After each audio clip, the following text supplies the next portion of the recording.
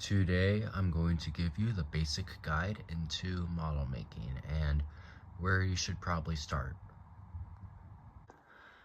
So, you might have heard of Tamiya before. They've been really top tier for the last, probably for about 50 years by now. And this is a Tamiya kit right here. It is large. It is in 1/48 scale. And it takes a lot of time. And you may say, well, it's not that expensive. Well, it's a $40 kit, but it requires at least $100 worth of extra things like cement and paint, and it also takes a lot of your time. So you may think to yourself to start with something smaller. This is an example of a smaller kit, but personally, I still wouldn't recommend this. You still require an expensive airbrush and time. It's also small, meaning that you will lose it. In fact, I've lost this model. I have absolutely no idea where it went, but I still have the box here to show you guys. So I wouldn't recommend something like this, but that's where this comes in.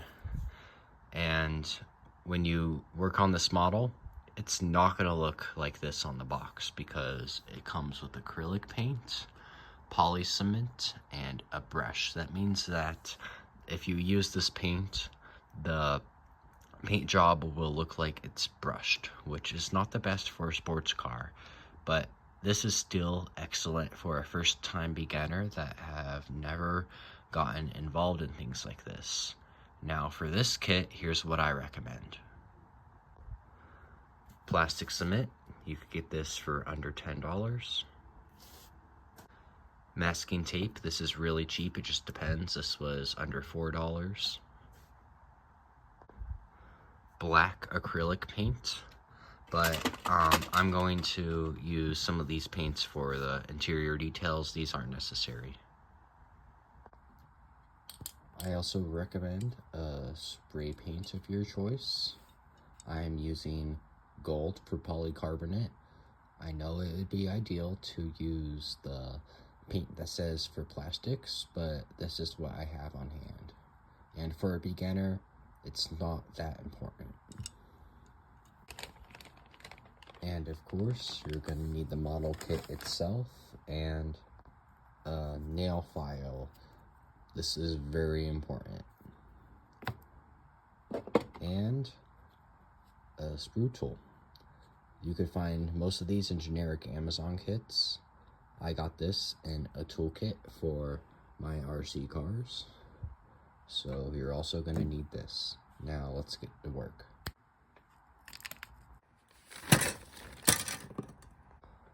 Okay, so the first time you see when you open up these model kits is that they come on sprues.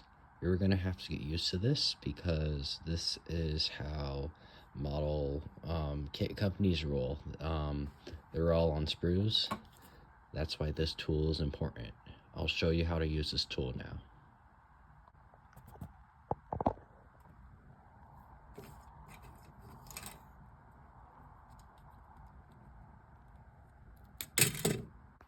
So in this case, when I cut this piece out, I got lucky. The sprue mark left is pretty insignificant. That means that we could just use a nail file. This will apply to 99% of parts. So for some of the lower end companies, sometimes the instructions aren't that good. In this case, the instructions are colored, but for some reason with this model, it came with the wrong instructions. This is a little disappointing, but putting these models together are not necessarily rocket science. So I believe it will be okay. Okay, so once you get all your pieces cut out, you are gonna wanna decide what pieces you wanna paint certain colors and what masking tape you're gonna use, if at all. The main color of this build is going to be gold, and the wheels are going to be chrome. The underside is going to be gray, and I'll pull out the gray paint I'm going to use now. Here it is. Okay, I'm going to start the time lapse, and I will show you an example of a part that I am using acrylic paint for. Okay guys, so I just applied kind of the first layer of this black acrylic paint, and you could see that some of the original red plastic is still kind of showing through. So I'd recommend to leave this to dry just a tiny bit, not too long, and then apply a second layer, but not too much. Okay, so in my opinion, this looks good enough. This is the bottom section of the vehicle, and just using this paintbrush was not that difficult. You just had to use some layers. So let's move on to the next parts. Okay, so for these wheels, you're gonna wanna take your nail file and really roughen it up so they actually look like wheels. So let's get going on that. Okay, these 4 wheels are sanded to my liking now, so we'll just put them on the side temporarily, and I am going to mask this main body section, and I'm also going to lightly sand it so the spray paint sticks the best.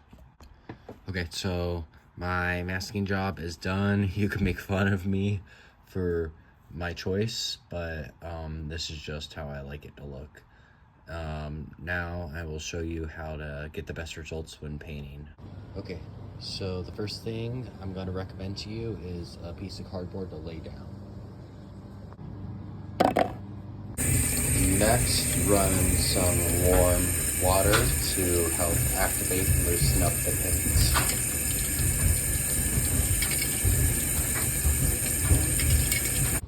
Now shake pretty hard for around 30 seconds. Then tip upside down and spray a little bit to help prevent splatter, and then go over it with light coats. Here's coat number 1. Okay, now apply the next coat.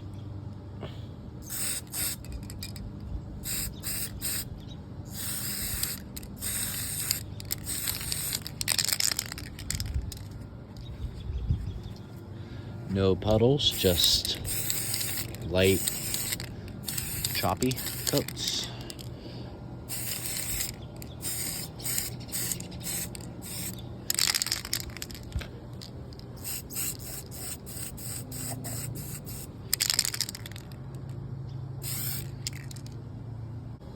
Remember, just light, consistent coats.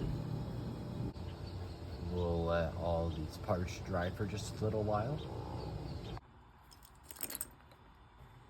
Okay, so now that our main pieces are spray painted, let me teach you all about Tamiya plastic cement. So this is better than glue in my opinion for many models.